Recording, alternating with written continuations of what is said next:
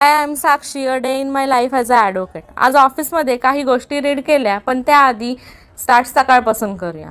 आज थोडा पीस हवा होता म्हणून जिमला स्किप केलं आणि मस्त सॉंग्स ऐकत वॉकला गेली. रोजच्या प्रमाणे सर्व आवरून ऑफिसला निघाले आणि ऑफिसमध्ये पोचल्यावर आजचा टॉपिक होता डेप्ट आणि लोन रिकव्हरी.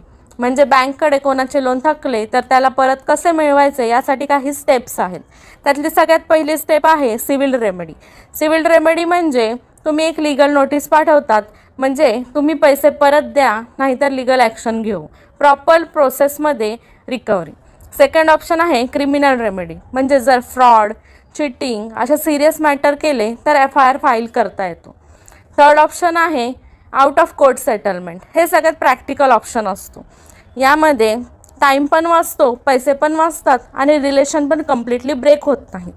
आजसाठी फक्त एवढंच. उद्या मी या टॉपिकमधला पुढचा पार्ट सांगेल, कसे बँक्स प्रॅक्टिकली रिकव्हरी करतात ते. Stay tune. Please like, share and subscribe.